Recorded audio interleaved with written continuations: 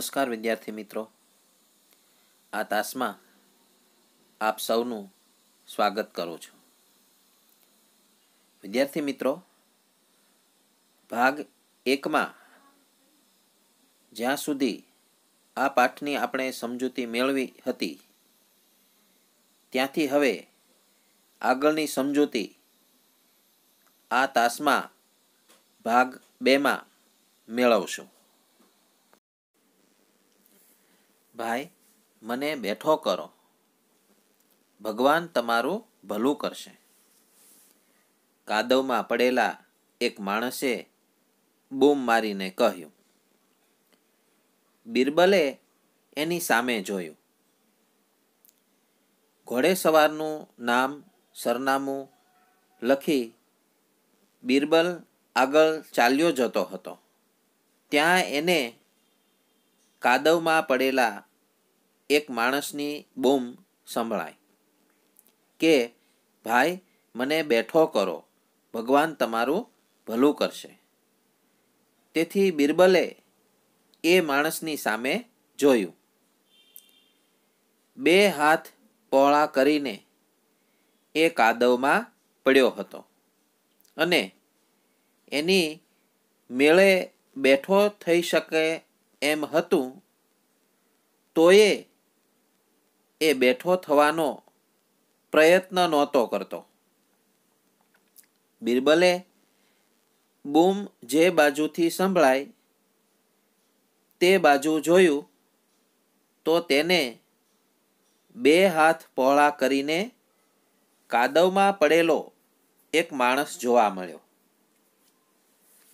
કાદવમાં પડેલો આ માણસ પોતાની જાતે જ ઊભા થઈ શકાય તેમ હતું, તો પણ તે ઊભા થવાનો પ્રયત્ન કરતો નહોતો. તમારી મેળે બેઠા થવાય તેમ નથી? બિરબલે પૂછ્યું. બિરબલે જ્યારે કાદવમાં પડેલા માણસ સામે જોયું તો બિરબલને ખ્યાલ આવી ગયો કે આ માણસ પોતાની જાતે જ ઊભો થઈ શકે એમ છે, છતાં તે ઊભો થતો નથી. આથી બિરબલ તેને પૂછે છે કે તમારી જાતે ઊભા થવાય તેમ નથી? ના, પેલાએ જવાબ દીધો. બિરબલના પૂછવાથી કાદવમાં પડેલો માણસ કહે છે કે ના, મારી જાતે ઊભા નહીં થવાય.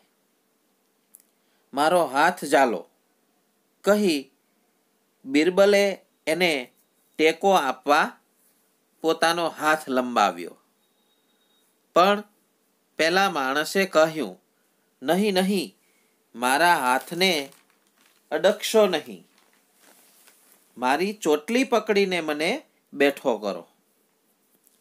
કાદવમાં પડેલો માણસ જ્યારે બિરબલને જણાવે છે કે મારી જાતે ઊભા થવાય તેમ નથી, ત્યારે બિરબલ પોતાનો હાથ એ માણસ તરફ લંબાવીને કહે છે કે મારો હાથ પકડી લો. આથી હું તમને ખેંચીને કાદવમાંથી ઊભા કરી શકું. ત્યારે કાદવમાં પડેલો માણસ બિરબલને કહે છે કે નહીં નહીં, મારા હાથને અડકતા નહીં. હાથના બદલે મારી ચોટલી પકડીને મને કાદવમાંથી ઊભો કરો. કેમ, તમારા હાથને કંઈ ઈજા થઈ છે? બિરબલે પૂછ્યું. કાદવમાં પડેલો માણસ બિરબલને હાથના બદલે ચોટલી પકડીને ઊભા કરવાનું કહે છે, એટલે બિરબલે તેને કહ્યું કે હાથને અડકવાની કેમ ના પાડો છો? શું તમારા હાથમાં તમને કંઈ વાગ્યું છે? ના, ઈજા તો કશી નથી થઈ, પણ પહેલાં મને ચોટલી પકડીને ઊભો કરો, પછી કહું, પેલા માણસે કહ્યું. હાથમાં ઈજા અંગે પૂછવાથી કાદવમાં પડેલો માણસ બિરબલને કહે છે કે મારા હાથમાં કંઈ જ વાગ્યું નથી, પણ મારી ચોટલી પકડીને ઊભો કરો, પછી હું તમને હાથને ન અડકવાનું કારણ જણાવીશ. બિરબલે એને ચોટલી પકડીને ઊભો કર્યો. એ પછી પેલો માણસ 2 હાથ પહોળા રાખીને ઊભો રહ્યો. તે જોઈ બિરબલે પૂછ્યું, પણ તમે હાથ આમ કેમ રાખ્યા છે? બિરબલે ચોટલી પકડીને કાદવમાંથી ઊભો કરી બહાર કાઢ્યો, તો પણ પેલો માણસ તો 2 હાથ પહોળા રાખીને જ ઊભો હતો. એટલે બિરબલ તેને કહે છે કે તમે હજુ પણ હાથ પહોળા જ કેમ રાખો છો? એ જ વાત છે ને, પેલાએ જવાબ દીધો. મારે સુથાર પાસે કબાટ કરાવવું છે. તેની પહોળાઈનું માપ લાવવા એણે મને કહ્યું હતું. અમારા ઘરનું જૂનું કબાટ માપી જોયું તો એ મારા 2 હાથની પહોળાઈ જેટલું છે. એટલે એ માપ ભૂલી ન જવાય તે માટે 2 હાથ પહોળા રાખી હું સુથારને બતાવવા જતો હતો. રસ્તામાં ચાલતા લપસી પડ્યો, પણ હાથ નીચા કરું તો માપ ભૂલી જવાય.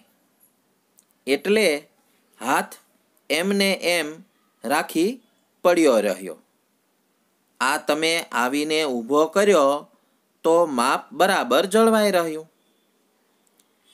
તો બાળકો, કાદવમાં પડેલા માણસની વાત પરથી બિરબલને જાણવા મળ્યું કે કબાટનું પોતાના 2 હાથની પહોળાઈ જેટલું માપ ભૂલી ન જવાય એટલા માટે કાદવમાં પડેલો માણસ હાથ નીચા નહોતો કરતો.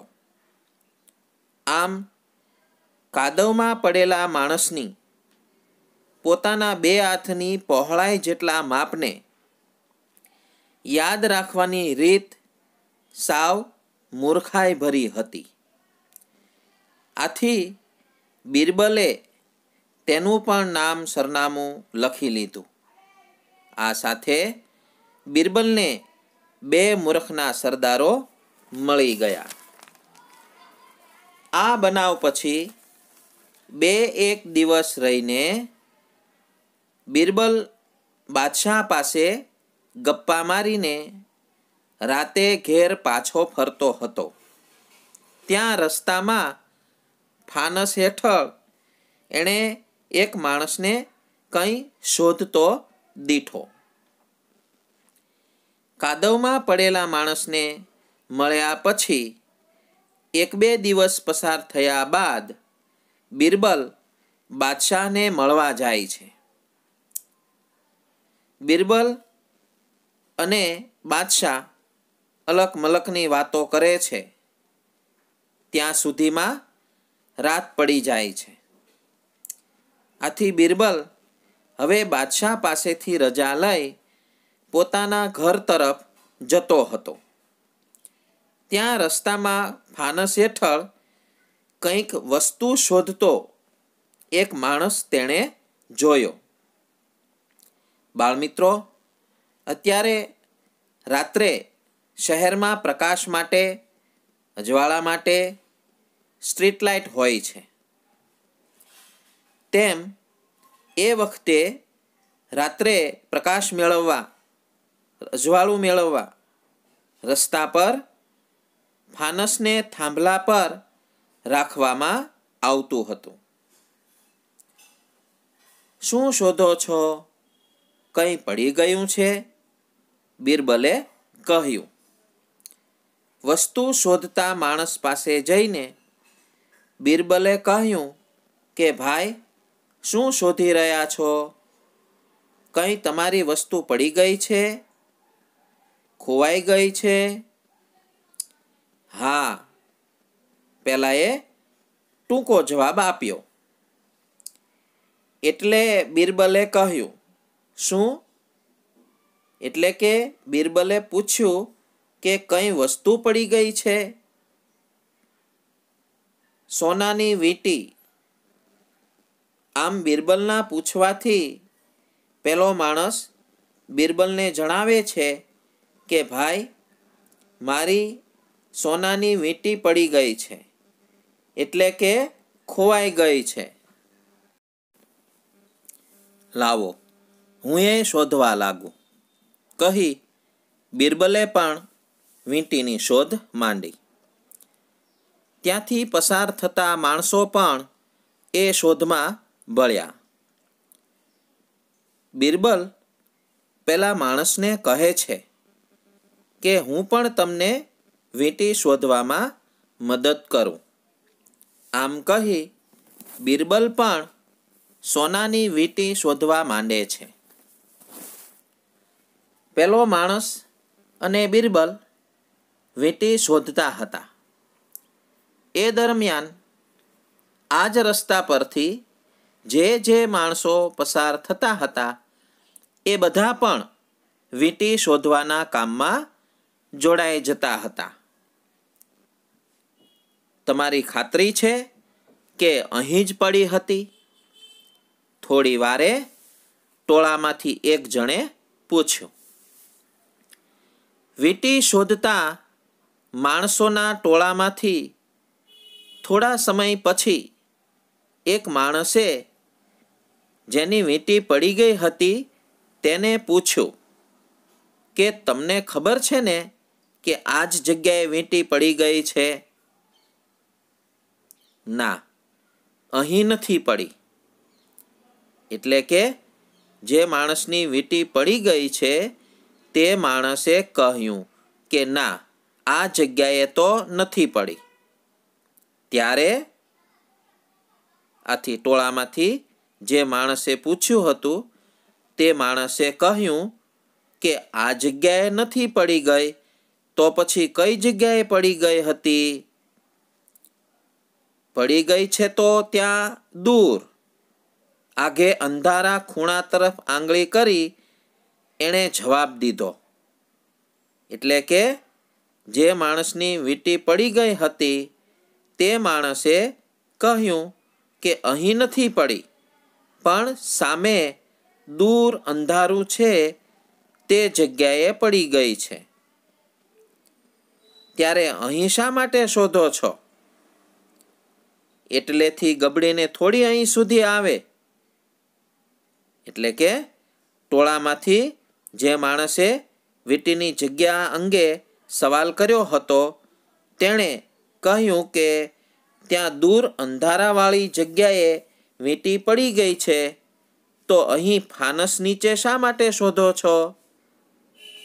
ત્યાંથી છેક અહીં સુધી ગબડીને ન આવે. ત્યાં અંધારું બહુ છે અને અહીં દીવો છે, એટલે અજવાળે શોધી શકાય, પેલાએ જવાબ દીધો. એટલે કે જેની વીંટી પડી ગઈ હતી તે કહે છે કે ત્યાં દૂર અંધારું ખૂબ છે, એટલે ત્યાં અંધારામાં તો વીંટી જોવા મળે નહીં, જ્યારે અહીં તો ફાનસ નીચે અજવાળું છે, એટલે અહીં અજવાળામાં શોધીએ તો મળી જાય. મારો બેટો તદ્દન મૂરખ છે, આપણને નકામી મહેનત કરાવી, એમ તિરસ્કારથી કહીને વીંટી શોધવા ભેગા થયેલા લોકો ત્યાંથી ચાલી ગયા. સોનાની વીંટીવાળા માણસે જ્યારે જણાવ્યું કે ત્યાં દૂર અંધારામાં પડી ગઈ છે, પણ અહીં અજવાળું છે, એટલે અહીં હું શોધું છું. આવો જવાબ સાંભળતા જ વીંટી શોધવામાં મદદ કરવા માટે એકઠા થયેલા બધા જ લોકો ધિક્કારથી બોલી ઉઠ્યા કે મારો બેટો બિલકુલ મૂર્ખ માણસ છે. આપણને અત્યાર સુધી ખોટી મહેનત કરાવી અને બધા જ લોકો ત્યાંથી જતા રહ્યા. આમ સોનાની વીંટીવાળા માણસને પોતાની વીંટી પડી જવાની સાચી જગ્યાની જાણ હોવા છતાં તે પોતાની મૂર્ખતાના કારણે તેને અન્ય જગ્યાએ શોધી રહ્યો હોવાથી તે મહામૂર્ખ જ કહેવાય. આથી બિરબલે તેનું પણ નામ સરનામું લખી લીધું. બીજે દિવસે બિરબલ નદી કિનારે ફરતો હતો. ત્યાં એણે એક માણસને રેતીના ઢગલામાં કંઈ શોધતો જોયો. શું શોધો છો ભાઈ? બિરબલે પૂછ્યું. સોનાની વીંટીવાળા મૂર્ખ માણસના નામ ઠામ લખ્યા બાદ બિરબલ પોતાના ઘરે જતો રહ્યો હતો. પણ હજુ તો તેને 3 જ મૂર્ખના સરદારો મળ્યા હતા. તેને તો હજુ વધારે મૂર્ખના સરદારો શોધવાના હતા. એટલે બિરબલ બીજે જ દિવસે નદી કિનારાના વિસ્તારમાં હજુ બીજા મૂર્ખના સરદારો શોધવા આમ તેમ ફરી રહ્યો હતો. એટલામાં જ બિરબલે એક માણસને રેતીના ઢગલામાં કંઈક વસ્તુ શોધતો હોય તેવું જોયું. આથી બિરબલ તે માણસની નજીક જઈને પૂછે છે કે ભાઈ, શું શોધી રહ્યા છો? હું નદીમાં નાહવા ગયો હતો ત્યારે મારી આંગળીએ હીરાની વીંટી હતી. તે મેં અહીં રેતીમાં દાટી હતી. હવે તે જડતી નથી. પેલાએ કહ્યું. બિરબલના પૂછવાથી હીરાની વીંટીવાળો જણાવે છે કે હું અહીં નદીમાં સ્નાન કરવા આવ્યો હતો. મારી આંગળીમાં એક હીરાની વીંટી પહેરેલી હતી. આથી તે વીંટી સ્નાન કરતી વખતે પાણીમાં ન પડી જાય તે માટે મેં હીરાની વીંટી આંગળીમાંથી કાઢીને અહીં રેતીના ઢગલામાં દાટી દીધી હતી અને પછી હું સ્નાન કરવા નદીમાં ગયો હતો. હવે જ્યારે હું સ્નાન કરીને પાછો આવ્યો અને આ ઢગલામાંથી વીંટી લેવા ગયો, પણ હવે વીંટી મળતી નથી.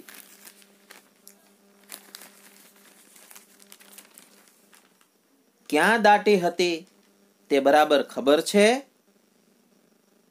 હીરાની વીંટીવાળા માણસને બિરબલ કહે છે કે કઈ જગ્યાએ દાટી હતી તેની તમને પાકી ખબર છે? હા, અહીં રેતીમાં ઊંડો ખાડો પાડીને દાટી હતી. હીરાની વીંટીવાળો માણસ બિરબલને કહે છે કે હા, મેં અહીં જ રેતીમાં ઊંડો ખાડો કરી અને તે ખાડામાં હીરાની વીંટી દાટી દીધી હતી.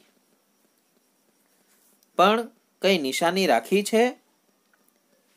બિરબલ કહે છે કે હીરાની વીંટી રેતીમાં દાટતી વખતે કંઈક નિશાની રાખી હતી. હા, નિશાની રાખ્યા વગર તે કંઈ દાટું ખરો?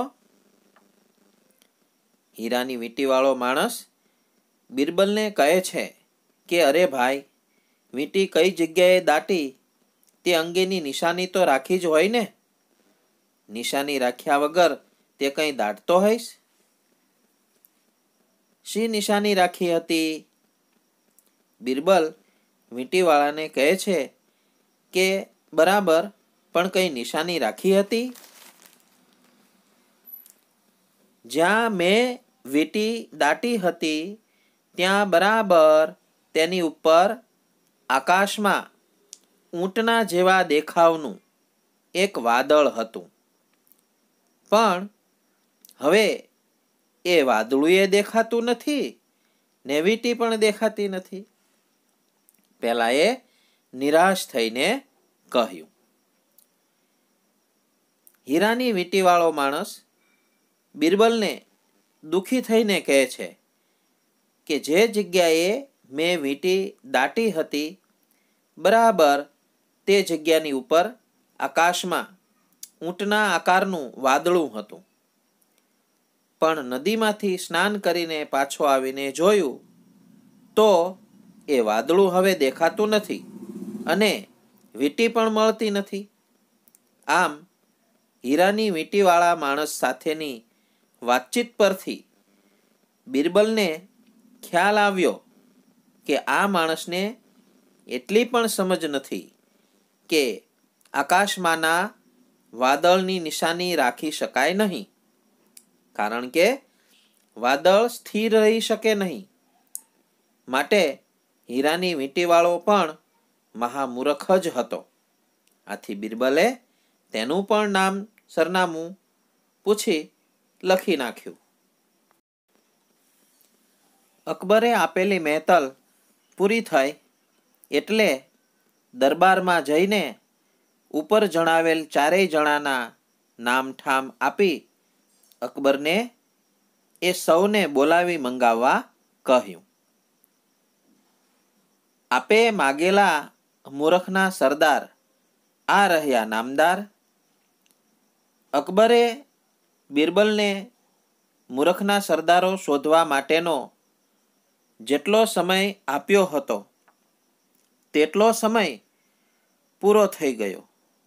આથી બિરબલ અકબરના દરબારમાં જઈ તેણે શોધેલા ચારેય મૂર્ખના સરદારોના નામ સરનામાની યાદી અકબરને આપી અને કહ્યું કે આ બધાને દરબારમાં હાજર કરાવો.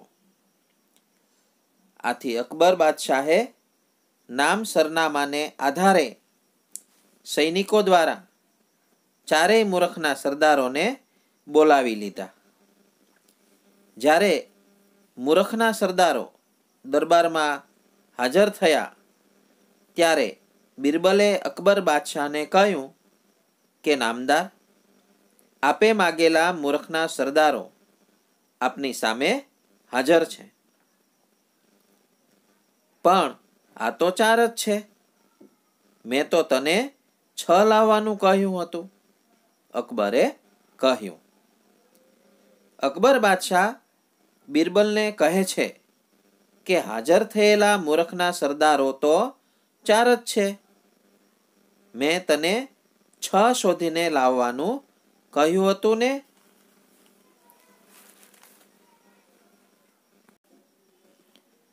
નામદાર, 6 હાજર છે, બિરબલે જવાબ દીધો. એટલે કે બિરબલ અકબર બાદશાહને કહે છે કે નામદાર, આપે 6 શોધવાના કહ્યા હતા એ પ્રમાણે જ 6 હાજર જ છે. આ તો 4 દેખાય છે, બાકીના 2 ક્યાં છે? અકબરે પૂછ્યું. અકબર બિરબલને કહે છે કે તું જે મૂર્ખના સરદારો શોધીને લાવ્યો છે એ તો 4 જ છે, બાકીના 2 તો દેખાતા નથી. તો એ બાકીના 2 મૂર્ખના સરદારો ક્યાં છે? આ 4 તો આપ નામદારે જોયા, 5મો હું, બિરબલે કહ્યું. બિરબલ અકબર બાદશાહને કહે છે કે નામદાર, આ હાજર જે છે એ 4 જણાને તો આપ જોઈ જ રહ્યા છો, બરાબર? અને 5મો હું મૂર્ખનો સરદાર છું. તું મૂર્ખનો સરદાર? અકબરે નવાઈ પામી પૂછ્યું. અકબર બાદશાહ નવાઈ પામીને બિરબલને કહે છે કે બિરબલ, તું મૂર્ખનો સરદાર છો? હા નામદાર. આથી બિરબલ કહે છે કે હા નામદાર, હું મૂર્ખનો સરદાર છું. કેમ? એટલે કે અકબર બાદશાહ બિરબલને કહે છે કે તું કઈ રીતે મૂર્ખનો સરદાર છો? જાણે બીજા કોઈ કામ ન હોય તેમ મૂર્ખાઓની શોધ કરવા હું નીકળ્યો ને મેં 8 દહાડા નકામા બગાડ્યા, તે હું મૂર્ખનો સરદાર નહીં તો બીજું શું? બિરબલે કહ્યું. બિરબલ અકબર બાદશાહને કહે છે કે મેં મૂર્ખાઓની શોધ કરવામાં 8 દહાડા એટલે કે 8 દિવસ નકામા બગાડ્યા હોવાથી હું પણ મૂર્ખનો સરદાર જ છું. અને છઠ્ઠો, અકબર બાદશાહ બિરબલને પૂછે છે કે તો પછી છઠ્ઠો મૂર્ખનો સરદાર ક્યાં છે? છઠ્ઠો, નામદાર, કસૂર માફ કરજો, પણ રાજકાજના ને બીજા અનેક સારા કામો પડતા મૂકી મૂર્ખના સરદારો શોધી દરબારમાં આણવાનો મને હુકમ કરનાર તે છઠ્ઠો મૂર્ખનો સરદાર. બિરબલે કહ્યું. બિરબલ અકબર બાદશાહને કહે છે કે નામદાર, કસૂર એટલે કે ભૂલ માફ કરજો, પણ રાજ્યના બીજા અનેક સારા કામો પડતા મૂકી મને મૂર્ખના સરદારો શોધી દરબારમાં લાવવાનું કામ સોંપનાર મૂર્ખનો સરદાર જ ગણાય. એટલે એ તો હું, અકબરે કહ્યું. બિરબલનો જવાબ સાંભળી અકબર બાદશાહ કહે છે કે બિરબલ, એ તો તું મને છઠ્ઠો મૂર્ખનો સરદાર કહે છો. હા નામદાર, આપણે બંને. હું મૂર્ખને શોધવા માટે ગયો એટલે હું મૂર્ખ, ને આપે મને શોધવા મોકલ્યો માટે આપ, બિરબલે કહ્યું. બિરબલ અકબર બાદશાહને કહે છે કે હા નામદાર, આપણે બંને મૂર્ખના સરદાર જ ગણાઈએ, કેમ કે હું મૂર્ખના સરદારોને શોધવા માટે ગયો એટલે હું મૂર્ખ, અને આપ નામદારે મને મૂર્ખના સરદારો શોધવા માટે હુકમ કરી મોકલ્યો માટે આપ પણ મૂર્ખ. કેટલું ગુમાન! બાદશાહનું અપમાન! બિરબલને સજા થવી જોઈએ, એક દરબારી બોલી ઉઠ્યો.